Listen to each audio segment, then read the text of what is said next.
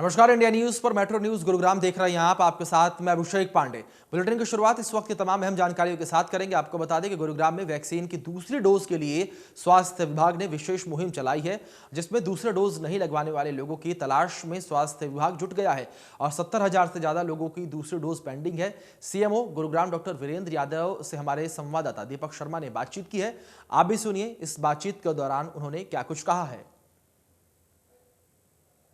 Vaccination को लेकर गुरुग्राम में किस तरीके की स्थितियां हैं, इस पर बात करने के लिए हमारे साथ हैं गुरुग्राम के chief medical officer doctor Virendra Yadav ji. Doctor साहब, सबसे पहले तो हम गुरुग्राम की स्थिति की बात करें। वैक्सीनेशन में यूँ तो काफ़ी बात करें तो मुकाम हासिल करे, कई चीज़ों में आगे भी रहे।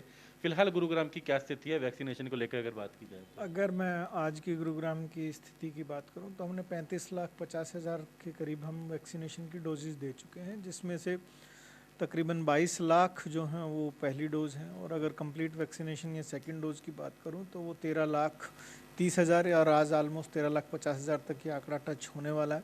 तो 13.5 लाख सेकंड डोज यानी कंप्लीट वैक्सीनेशन 13.5 लाख लोगों को हो चुकी है। हम अगर गुरुग्राम में बात करते हैं, स्वास्थ्य विभाग की तरफ से ज़्यादा कैंप तो लगाए जा रहे हैं कि रोजाना एक गिनती आती है 160, 163, 170 इस तरीके से रोजाना। बाकायदा सेकंड डोज पर भी आप लोगों ने ज़्यादा ध्यान दे रखा है, लेकिन गुरुग्राम में आज भी 70,000 से ज़्यादा लोग जो हैं ऐसे हैं जिनकी दूसरी डोज का समय हो चुका है लेकिन उन्होंने लगवाया नहीं।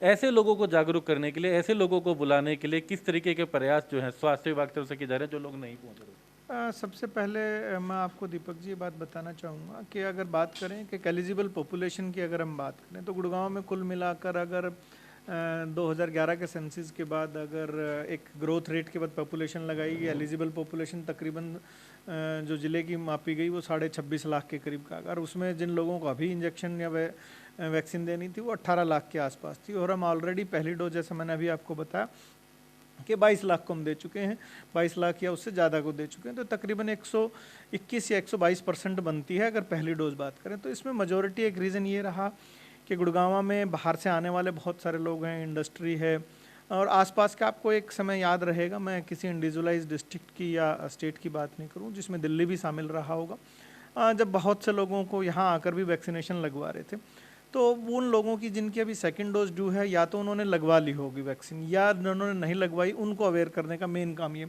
अभी जो हम इस पे काम कर रहे हैं, हम दो तरीके से काम कर रहे हैं। हमने अपनी सभी पीएचसीज को जो है तकरीबन 70,000 ऐसे लोग हैं बिल्कुल हैं जिनकी 84 दिन या उससे ज़्यादा की डोज मतलब जो हो चुके हैं और उनकी सेकंड डोज ड्यू है, तो ऐसे लोगों को हम संपर्क साधने की कोशिश कर रहे हैं। तो गुरुग्राम ने यूँ तो कई आयाम हासिल करे, क्योंकि गुरुग्राम ऐसा जो पूरे देश में कहीं ना कई इदारों में आगे भी रहे, सबसे नंबर 1 भी रहे, और यही कारण है कि 100 की बजाय 120% से ज़्यादा अगर बात करें यहाँ पर वैक्सीनेशन हो चुका है। सेकंड डोज भी 75% से ज़्यादा, 75% से ज़्यादा हो चुका है। लेकिन ऐसे में स्वास्थ्य विभाग अपना काम तो कर रहे हैं, इनका कहना है कि पंपलेट्स भी बांटे जाएंगे, बल्क मैसेज भी किए जाएंगे, कॉल किए जा रहे हैं, लेकिन सबसे बड़ी जिम्मेदारी तमाम लोगों की भी है कि जिन लोगों ने अभी तक अपना वैक्सीनेशन नहीं कराया, चाहे वो पहली डोज हो या फिर दूसरी डोज छूट रही हो, वो लोग वैक्सीनेशन सेंटरों पर पहुंचे और अपनी जिम्मेदारी को समझते हुए वैक्सीनेशन की इस मुहिम में हिस्सा लें। गुरुग्राम से दीपक शर्मा, इंडिया न्यूज। तो वहीं दिल्ली गुरुग्राम सीमा पर लगने वाले जाम से अब नागरिकों को ये कह सकते हैं कि निजात मिलने वाली है। आपको बता दें कि गुरुग्राम बॉर्डर पर बन रहे अंडरपास के ट्रायल बेस पर शुरुआत की है और गुरुग्राम से दीपक शर्मा की रिपोर्ट देखिए आप किस तरीके से निजात मिलेगी लोगों को। गुरुग्राम दिल्ली बॉर्डर पे बनने वाले अंडरपास की शुरुआत एनएचएआई द्वारा कर दी गई है। आपको दिखाना चाहेंगे दिल्ली और गुरुग्राम की सीमा पर, गुरुग्राम के अंदर यह एक अंडरपास है जो कि लंबे समय से इसकी मांग चल रही थी और जिसके बाद इसका निर्माण कार्य कराया गया था। आपको बताना चाहेंगे कि गुरुग्राम में उद्योग विहार फेज 4 से और उद्योग विहार से एक जगह से दूसरी जगह जाने के लिए लोगों को दिल्ली होकर आना पड़ता था। गुरुग्राम वासियों को पहले दिल्ली जाना पड़ता था और उसके बाद वापिस उन्हें जो है राजौखरी से यूटर्न लेकर के गुरुग्राम आना पड़ता था। यहाँ तक कि गुरुग्राम के उद्योग विहार वालों को एम्बियंस मॉल या गुरुग्राम के साइबर हब जाने के लिए भी पहले दिल्ली होकर के आना पड़ता था, जिसके बाद इस मांग को देखते हुए, जिसके चलते अक्सर क्योंकि दिल्ली गुरुग्राम बॉर्डर पर लंबा जाम लग जाया करता था, प्रतिदिन गुरुग्राम बॉर्डर पर एक लंबा जाम रहता था, उसको देखते हुए ये एक अंडरपास जो है इसकी शुरुआत की गई है। ये अंडरपास बनाया गया था जिसको अब ट्रायल बेस पे शुरू किया गया। आपको दिखाना चाहेंगे, लिखा भी गया है अंडरपास ओपन फॉर ट्रायल। ये एक बड़ी अगर कहें तो गुरुग्राम वासियों को, दिल्ली वासियों को सौगात है, क्योंकि जो लोग गुरुग्राम के एक हिस्से से दूसरे हिस्से जाना चाहते थे उन्हें पहले दिल्ली जाना पड़ता था NHAI पे उद्योग विहार के आसपास के लोगों को, लेकिन अब वो इस अंडरपास के जरिए उन्हें अब दिल्ली नहीं जाना पड़ेगा, बल्कि गुरुग्राम के उद्योग विहार से आने वाले लोग, गुरुग्राम की तरफ से आने वाले लोग इसी अंडरपास के जरिए दूसरी जगह जा सकेंगे। एक लंबी मांग लंबे समय से थी। यहाँ लिखा भी गया है ऊपर कि Ambience mall, cyber city, DLF, Jaipur, इन जगहों पर जाने वाले लोगों को अब दिल्ली नहीं जाना पड़ेगा। खासकर इसका फायदा उन लोगों को भी है जो टैक्सी चालक हैं, कॉमर्शियल वाहन चालक हैं। जब वो दिल्ली की सीमा में प्रवेश करते थे गुड़गांव के दूसरे हिस्से में जाने के लिए, तो उन्हें बाकायदा दिल्ली का MCD का टोल भी देना पड़ता था कॉमर्शियल वाहनों को, लेकिन अब उस टोल से भी राहत मिलेगी, समय से भी राहत मिलेगी। और जब यहाँ पर तमाम लोग इस अंडरपास का यूज़ करेंगे, इस्तेमाल करेंगे, तो उसके बाद कहीं ना कहीं जाम से भी, एक बड़े जाम से भी राहत मिलेगी लोगों को। तो इस अंडरपास की अगर बात करें तो ट्रायल बेस पर शुरुआत जो है NHAI के द्वारा कर दी गई है। हालांकि अभी इसकी शुरुआत केवल दिन में रहेगी, दिन में ये अभी इस्तेमाल किया जाएगा, क्योंकि अभी इसके अंदर बिजली के कनेक्शन लगाए जा रहे हैं। रात के समय अभी ये बंद रहेगा, लेकिन जल्द ही इसमें बिजली के कनेक्शन उपलब्ध होने के बाद, लाइटें उपलब्ध होने के बाद केंद्रीय सड़क एवं राज्य परिवहन मंत्री नितिन गडकरी और हरियाणा के मुख्यमंत्री मनोहर लाल इसकी शुरुआत करेंगे। जिसके बाद अगर बात करें तो ये लोगों के लिए परमानेंट जो इसकी बात करें शुरुआत की जाएगी, और एक बड़ी राहत गुरुग्राम और दिल्ली वासियों के लिए यह है दिल्ली गुरुग्राम बॉर्डर का अंडरपास रहेगा। गुरुग्राम से Deepak Sharma, India news. Petrol और डीजल के दामों में आज एक बार फिर से बढ़ोतरी की गई है। पिछले एक महीने के अंतराल में 20 से ज्यादा बार डीजल में और पेट्रोल के दाम में बढ़ोतरी की गई है। इसी पर एक रिपोर्ट देखिए आप। आज एक बार फिर डीजल और पेट्रोलों के दामों में बढ़ोतरी की गई है। गुरुग्राम की मैं बात करूं, जो डीजल है 97 रुपये 42 पैसे और पेट्रोल की मैं बात करूं 105 रुपये 51 पैसे हो गया। तो ऐसे में कहीं ना कहीं आए दिन बढ़ रहे डीजल पेट्रोल के साथ साथ महंगाई अपने चरम पर है। और जो लोग डीजल पेट्रोल ले रहे हैं इनसे मैं ज़रूर बात करूंगा, लेकिन उससे पहले जिस तरीके से डीजल और पेट्रोल के दाम बढ़ रहे हैं, जिसकी वजह से ट्रांसपोर्टेशन महंगा और साथ ही साथ अन्य जो खाने की पदार्थ हैं वो भी महंगे होते जा रहे हैं। तो ऐसे में कहीं ना कहीं जो एक आम लोग हैं उनकी जेब पर अच्छा खासा असर देखने को मिल रहा है। सर, कितना आप देखते हैं कि जिस तरीके से डीजल पेट्रोल के दाम एक बार आज फिर बढ़ गए हैं? नहीं भैया, धन्यवाद। बस नहीं, क्या कहना में यार, तो लोग हैं कि बोलना तक नहीं चाह रहे, जिस तरीके से 10वीं बार एक महीने के अंदर डीजल और पेट्रोल के जो दाम है उसमें बढ़ोतरी की गई है। किस तरीके से देखते आए दिन पेट्रोल और डीजल के दाम बढ़? यार बहुत इतना दिमाग खराब कर रखा है। आज मैं पेट्रोल डलवाने देखा 105 रुपये लीटर। मतलब सोच सकते हो आप 105 लीटर कितना तेल होता है। मतलब मैं पेट्रोल की टंकी मतलब डलवाने आया, देखा कि ऑफिस निकल रहा हूँ मैं, मतलब 600 रुपये का हर महीने, हर 15 दिन में हमें तेल डलवाना पड़ रहा है अपनी छोटी सी बाइकों में।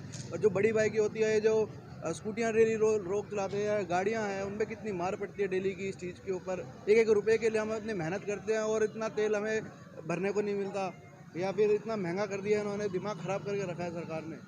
तो क्या लगता है पेट्रोल डीजल के साथ साथ अन्य किन किन चीज़ों पर प्रभाव देखते हैं? पॉकेट पर कितना असर पड़ रहा है? हर चीज़ पे सर है भाई, तेल का असर तो हर चीज़ पे पड़ेगा। गैस सिलेंडर महंगा है, पेट्रोल महंगा है और ट्रांसपोर्टेशन महंगा है। इस चीज़ से पेट्रोल महंगा होगा तो ट्रांसपोर्टेशन महंगी होगी, हर चीज़ महंगी होगी। तो आपने देखा जो लोगों का दर्द है वो छलक रहा है, जिस तरीके से डीजल और पेट्रोल के दाम है वो बढ़ रहे हैं। एक गृहिणी है जो पेट्रोल लेने हैं, उनसे भी बात करूंगा। डीजल पेट्रोल के बढ़ते दामों के बीच में किचन का जो बजट है वो भी डिगमिगा रहा है, क्या कहना चाहेंगे? ऐसा है सर, धीरे धीरे सब कुछ सेटलमेंट हो जाएगा, थोड़ा टाइम लगता है कुछ चीज़ें आने के लिए। धीरे धीरे जैसे जैसे अभी कोरोना से धीरे धीरे खत्म हो रहा है, ऐसे ही धीरे धीरे सब चीज़। जो डीजल और पेट्रोल के आए दिन दाम बढ़े, इस पे क्या कहना चाहेंगे? ये भी धीरे धीरे, मैं तो बीजेपी की सर, ये भी हो जाएगा ठीक धीरे धीरे, कोई ऐसी बात नहीं है। तो जिस तरीके से लोगों का एक तरफ ये भी है कि महंगाई जरूर बढ़ रही है, लेकिन वो भी जल्दी कंट्रोल होगी। अब देखना होगा कि सरकार इन लोगों के लिए क्या रात भरी खबर लेके आती है। गुरुग्राम से संजय राठौर, इंडिया न्यूज। गुरुग्राम में विश्व स्ट्रोक दिवस पर प्राइवेट अस्पतालों में जागरूकता अभियान चलाया गया। जिसमें ब्रेन स्ट्रोक से संबंधित जानकारी दी गई। अस्पताल के डॉक्टरों का कहना है कि जिस व्यक्ति में स्ट्रोक है, अगर उनको समय रहते इलाज नहीं मिलता तो व्यक्ति की मौत हो सकती है, क्योंकि स्ट्रोक वाले मरीज के लिए प्रत्येक मिनट मायने रखता है और स्ट्रोक प्रत्येक मिनट में 20 लाख कोशिकाओं को क्षति पहुंचाता है। एक्सपर्ट्स के मुताबिक दुनिया में स्ट्रोक से हर 40 मिनट में व्यक्ति पीड़ित होता है और हर 4 मिनट में एक व्यक्ति की मौत होती है। जैसे मैंने बताया, स्ट्रोक दोनों तरह के होते हैं। खून की कमी के मारे जो इस्केमिक स्ट्रोक कहते हैं, और जो खून की नली फटने के मारे हेमरेजिक स्ट्रोक कहते हैं। ज़्यादातर डॉक्टर साहब किन किन मरीजों को अपने शिकार बनाता है, उनको तकलीफ पहुंचाता है? देखिए, इसके लिए जो रिस्क फैक्टर्स हैं वो हैं जिनको ज़्यादा ब्लड प्रेशर रहता है, डायबिटीज़ का हो, कोलेस्ट्रॉल लेवल हाई हो, स्मोकिंग करते हो, ओवरवेट हो, एक्सरसाइज नहीं करें, और जैसे हम बता रहे थे कि खाना भी बड़ा इंपॉर्टेंट है, बैड फूड हैबिट्स हों। ये सारे रिस्क फैक्टर्स हैं स्ट्रोक के लिए। कुछ मॉडर्न रिस्क फैक्टर्स हैं। एक्सेसिव स्क्रीन टाइम से देखा गया स्ट्रोक का रिस्क बढ़ता है, क्योंकि उतने ही आप कम एक्टिव और बैड हैबिट्स आ जाती हैं। और स्ट्रेस भी हम देख रहे हैं, स्ट्रेस से ये बाकी जो 7-8 भी वर्स होते हैं। सो ओवरऑल ये मॉडर्न रिस्क फैक्टर्स भी ऐड हो गए हैं। सोहना के फवारा चौक के समीप एक बंद पड़े मकान में आग लग जाने से पूरा घर जलकर राख हो गया। बताया जा रहा है कि मकान में पहले अज्ञात चोरों ने चोरी की, उसके बाद उसमें आग लगा दी। आग से घर का लाखों रुपए का सामान जलकर राख हो गया है। मामले की भनक पाते ही फायर ब्रिगेड की गाड़ी मौके पर पहुंची और आग पर काबू पाया। वहीं पुलिस को छत पर लोहे के रॉड में टूटा हुआ ताला भी मिला है, जिससे अंदाजा लगाया जा रहा है कि आग लगाने से पहले मकान के अंदर चोरी की गई थी। मेरे पास रात को 3 बजने में 2-4 मिनट पहले फोन आया। नाइस कलेक्शन वाले ने फोन करा कि भाई तुम्हारे चाचा के मकान में आग लग गई है। आज मैंने कहा क्या नाम है, वहाँ पे कौन कौन है? वो बोला मैं घर से बोल रहा हूँ। तो मैंने कहा ठीक है मैं जाता हूँ। मैं 5-7 मिनट में ही, क्योंकि मेरा मकान कुंड के पास है, तो मैं वहाँ से आया तो मैं 3-4 मिनट में ही यहाँ पे पहुँच गया। यहाँ पहुँचा तो यहाँ पे सिटी इंचार्ज थे, 3-4 बंदे थे और फायर ब्रिगेड की भी गाड़ी आ चुकी थी। वो उन्होंने पूछा तुम कौन हो? मैंने कहा मैं चाचा का भतीजा हूँ, नरेश चाचा का, जिनके मकान में आग लगी है। उन्होंने कहा भाई तू आ जा यहाँ पे, और क्या नाम है, तेरे आगे हम मेन गेट के ताले तोड़ रहे हैं। तो उन्होंने मेरे आगे दोनों मेन गेट के ताले तोड़े। ताले तोड़ने के बाद ही बहुत सारा धुआं हमारी आंखों में और मुंह में घुस गया। तो जब देखा तो पहला ड्राइंग रूम में भी आ गए, फिर अलग 3 कमरे हो रहे, तीनों में भी आ गए। सारी अलमारियां टूटी पड़ी हैं, सारे लॉकर टूटे पड़े हैं। सारा उनका जो दुकान की जो रेडीमेड लक्स कोजी वगैरह के जो बनियान अंडरवियर का उनका व्यापार था, वो सारा का सारा माल आग लगा के जला दिया गया है। फिर हम ऊपर गए, ऊपर देखा तो सीढ़ियों के भी ताले और कुंदी सब टूटे पड़े हैं जी। वहाँ पे सारा टूटा पड़ा है। तो करीब कितने का नुकसान है? नुकसान तो जी पूरा नुकसान तो चाचा ही बता पाएंगे आके यहाँ पे जी। वैसे क्या मान रहे हैं आप, ये आग लगी है, लगाई गई है? ये तो किसी की जी सोची समझी साजिश लग रही है जी। ये तो जी सोहना के गांव वजीदपुर में जायदाद में हिस्सा न मिलने पर पोते ने दादा को बुरी तरीके से पीटने का मामला सामने आया है। वहीं पोते ने अपनी दादी के दांत तोड़ डाले हैं और दोनों बुजुर्ग घायल अवस्था में सोहना के नागरिक अस्पताल में उपचाराधीन हैं। बुजुर्ग का कहना है कि उन्होंने पुलिस को शिकायत की है, लेकिन पुलिस ने अभी तक कोई भी कार्यवाही नहीं की है।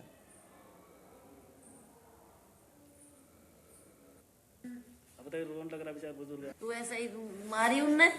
कौन है ये, कौन है पीटने वाला ये? मेरा एक तो पोता। अच्छा जी। पहले तो मेरे जेठ को छोरो सब वो है। अच्छा।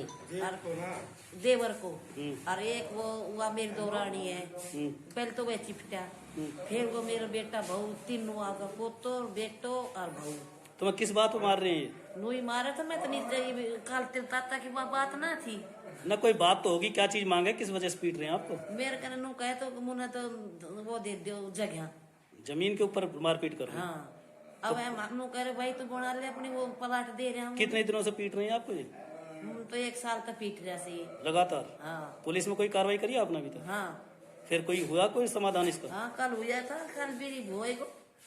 क्या मामला था? आपको कौन पीटता? आपका पोता किस लिए पीटता आपको? मेरा लड़का पीटता है, बोलो मेरे को जगह दो, मेरे को 300 गज को प्लाट है, वो ले लो, उसमें रह जाओ, ना जो दुगना समझ निकालो यहाँ से।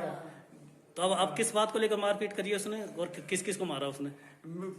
कल मेरे को मारा, आज मेरे घर वाले को दांत तोड़ दिया। और मेरे भाई का लड़का सोनू है, उसको बुला जाए। और सोनू की मम्मी बुन्नी देवी वाह बोल जाए और रोशनी, अब इन पांचों ने मिलके मारे में। तो आपने कोई शिकायत करी पुलिस में अभी तक? पुलिस में रिपोर्ट करा रखी मैंने, कल रिपोर्ट की हुई। कोई पुलिस ने अभी कोई कार्रवाई करी अभी? अभी तक पुलिस ने कोई कार्रवाई ना करी। तो अब वो क्या कह रहा है, आप भी धमकी दे रहा तुम्हें? लड़का बोलता जान से मार दूंगा तेरे को, राइफल रख रखी है उसने, बोल जान से मार दूंगा। कौन सा गाँव है आपको? मेरा गढ़ीबाजीपुर। मेट्रो न्यूज गुरुग्राम में फिलहाल के लिए इतना ही। तमाम बड़ी अपडेट्स के लिए आप बने रहिए इंडिया न्यूज के साथ। धन्यवाद।